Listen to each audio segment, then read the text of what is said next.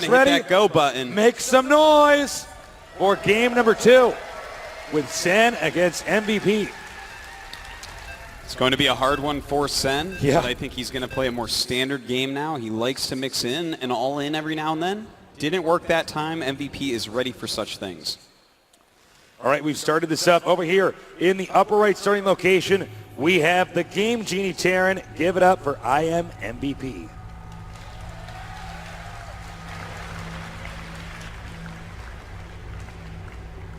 Meanwhile, in the bottom center starting location, not far away, these are, by the way, not good spots for him on this map. Make some noise, show some support for Sen.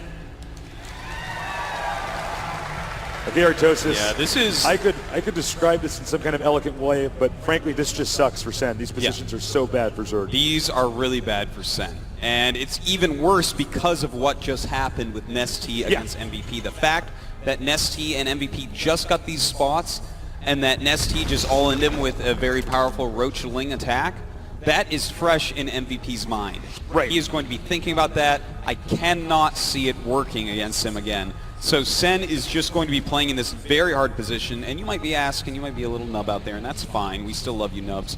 But you might be asking, why is this so hard? The travel distance in between the two bases is unbelievably short. And as we've said earlier, Zerg wants to be far away. You make your attacking units and your economy out of your main building, the hatchery.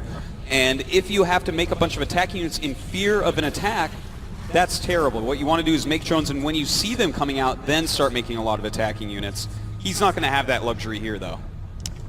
Yeah, unfortunately, it's going to be very difficult. Another factor for why this map is so hard in these positions for Zerg is where are you going to take your third base? I mean, Zerg want to have their expansions close together. I mean, are you going to expand here? No, you're going to expand towards the Terran? I don't think so. Here, no way. You can break down these rocks and get in there as well. So basically, Zerg has to take a location that's way far out, this spot, any of these spots that I'm pointing out here. And that's tough because that's actually a very far distance to try to defend from. Yeah, they can just drop a medevac over there, and you're going to be in a lot of trouble. All right, the Marine is going to be rallied towards this drone, and I can only imagine the heart palpitations Sen had when he saw that MVP was in this starting location. Yeah, he is thinking, uh-oh, I have to come up with something clever here, because a standard macro game simply won't work against a player the caliber of MVP. I would say at this point in time, Artosis, tell me if you agree, you actually cannot do a normal build here. No. I think you actually have to do a crazy build. Yeah, if you try to do a normal build, then they are going to come out with some random timing, and you're just going to get unlucky with it eventually. If the Terran just keeps moving out and you happen to just have started, let's say, 10 drones, which happens quite frequently in the matchup, then you will die when they get there. You will simply not have enough units because MVP is going to spend all his money, and it's just not going to be an issue. I do like Sen taking the gas here. And the reason why is because it limits the number of options that Terran has. When you limit the number of options, you have a better chance of reacting properly to the way that they're going to behave in the game. So that way he says, all right, you can only do builds that require one refinery. And that's one thing that Sen does have going for him. Well, we have speed starting for Sen. Of course, reactored Hellion expansion for MVP. Very safe, very solid. I would not at all be surprised to see him make 4 Hellions. I think if he makes 2, that would be a little bit interesting to me. He's definitely going to want to get Siege Shanks out pretty quickly, but Mass Ling can be something quite scary, especially since he's not walled in right now. Right. And I am a bit surprised he did not wall in just yet, putting one of these depots over here. I guess he sent the SCV a little bit later. Spine Crawler on the way. Sen at 33 supply with MVP at 27, now 29. Just keep doing that all game long. Because that correction wasn't necessary. So what we really want to look for is when is MVP going to attack? And it looks like that moment is actually going to be now. He wants to just get up that ramp. Nice denial there by Sen. So far, Sen off to a pretty good start. Yeah, a couple queens up there going to stop that very easily, especially with this Spine Crawler out. MVP just with some light harassment. Some Zerglings on the way, and MVP actually already transitioning into Siege Tank Marine. Just skipping it down. Only 2 Hellions are out. And but Sen not overmaking his Zerglings. You know, you can't tell that he only made 2 Hellions. If he made 4, if he made 6, and you go for a ton of speedlings to try to go damage him, in this case, you'd be able to get damage on. In all those other cases, you suddenly lose the game. Yeah, very true. So Sen, erring on the side of caution here. The Roach Warren is on the way, and this is a good technique for those of you who are watching, but I'll get to that in 1 second. So he scouts with an Overlord, gets some vision, but you can actually do this and usually get away with it. He's going to see the orbital, but if you just park an Overlord back here, they actually just can't see it. And you get a good idea of what their minerals are. You can see their SCVs when they transfer. It's great. And he's going after it, Tasteless, using that for vision up onto the high ground, that floating command center. He does not want Sen spying on him, and down the Overlord goes. That was actually really good by MVP. I was wondering when I saw that, I'm like, is that a situation that you actually want to chase that? I'm not sure. I guess I would think the expansion's more important, but I guess MVP knows better than me. Meanwhile, though, we have a push coming here from MVP, headed towards Sen's base. Is Sen going to be ready? Sen with drones being made. Sadly enough to say, he is not. It does not look like he's going to be prepared. He does have some Zerglings, about a dozen coming in here. Ooh, oh, look at this. This is so good. MVP going to start slow pushing that terrain right there, going to make it very hard for him. And as we said before, you know, he's going to come out at some timing that Sen doesn't know. We call that a random timing. And then Sen is going to have made drones. And now look, he's in a terrible spot. He had no units to go out and stop MVP from getting to this great position. He just got right up into it with a siege chain completely safe. And now Sen is thinking, what do I do here? He's getting 1-1 as quick as he can for Zerglings. That means he wants to go mass Zergling, perhaps some Banelings as well, but there's no time for that, so 9 Roaches are on the way right now. All right, he's going to lose the Evolution Chamber, and it's not the end of the world. The problem is if he loses this hatchery. Sen is up in supply. He's just going to try to buy time. He's going to turtle behind the hatchery. Oh, he didn't put them on hold position. All right, guess he didn't want to. Here we go. Zergling's coming out as well, but does he actually have enough? You're dealing a lot of damage to the Marines, but not nearly enough. 2 siege tanks in the back, just pushing him back. And just a handful of Roaches left over. 67 supply for MVP, but 83 for Sen. Hard to imagine how he does such things. Now, here's one important factor is that it's all about, that Spinecrawler gets taken out. He just needs to keep the hatchery alive. The hatchery can be damaged. It can have 1 hit point as long as you can still return minerals to it and make drones and produce larvae. So he's going to hold position here. He's going to let the hatchery take damage. He's going to try to stockpile as many units. He'll wait till the last possible second to attack. MVP knows that. He goes for a bunker, and that does trigger the attack here by Sen. And this is a lot of Roaches, but is it enough? The 2 siege tanks in the back dealing insane amounts of damage. Only Marines left in the front, but more than enough to push back that Roach group. Sen is barely holding on right now. It looks like a bad rally here with Overlords, and that's going to really hurt him because now Sen has been knocked into the negative supply. Not just that, but a bunker finishes. It's even getting repaired. Now Sen has to go through all this and a bunker. By the way, one of those siege tanks, 16 kills, the other 3. That is a lot of 3 units. MVP has to be comfortable now. He knows he just has to concentrate for maybe 3 more minutes. If he does this perfectly, and the game will end, maybe even less than that. And as you can see, once again, he just wants to apply some pressure, try to pull out that army. Sen, will he bite the bait? No, he's telling his units to move back, stay out of siege tank range. And, I mean, we're now seeing a wall-in by MVP. Look at this bunker placement. How are you supposed to kill that with Roach Ling? All these siege tanks spread out beautifully. A lot of Marines that have that combat shield upgrade. And in fact, I mean, he's continuing to rally down, getting a starport, getting stim. So even if somehow Sen broke through here, MVP is still playing a normal macro game at home. All right, here we go. The drones, everything now coming out. Can Sen come back? We'll find out if he's going to survive in a moment here.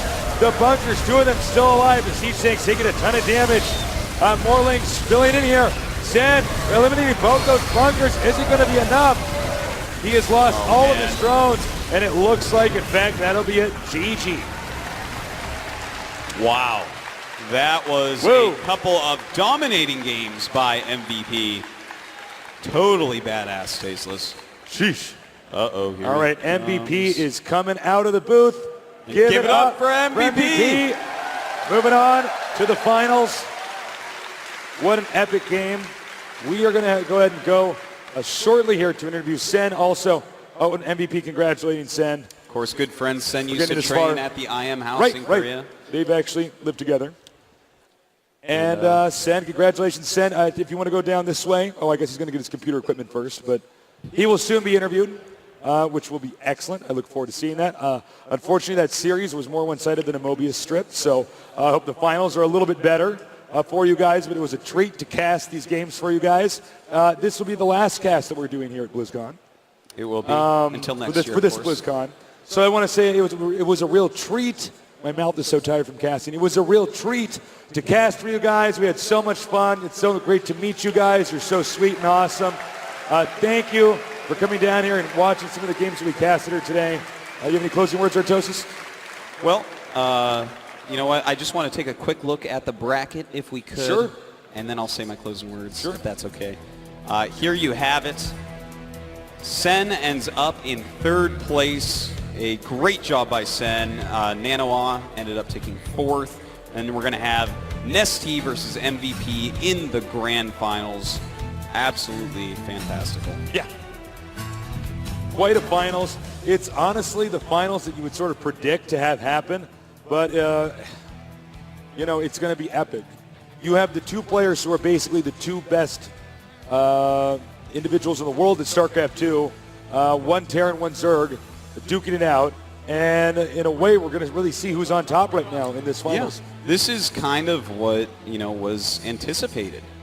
They are both so good, and to get them in the finals of a tournament finally, yeah. Clap a little bit for that MVP guy. Make He's some noise. pretty good. Come on, guys.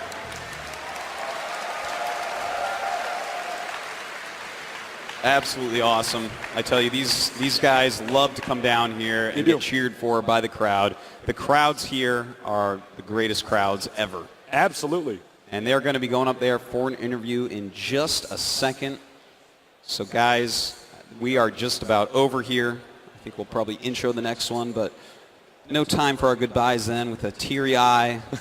Goodbye. Thank you for your support. Make some noise, guys. We're at BlizzCon 2011. Enjoy that interview, guys. Hello, hello. I'm Day 9 here on the RTS side stage with your winner, IM's MVP. Ladies and gentlemen, give another round of applause. An incredible match against Sen. Now first, we'd like to ask, how were you feeling in those games against Sen? You had two dominating games in a row. 게임에서 아주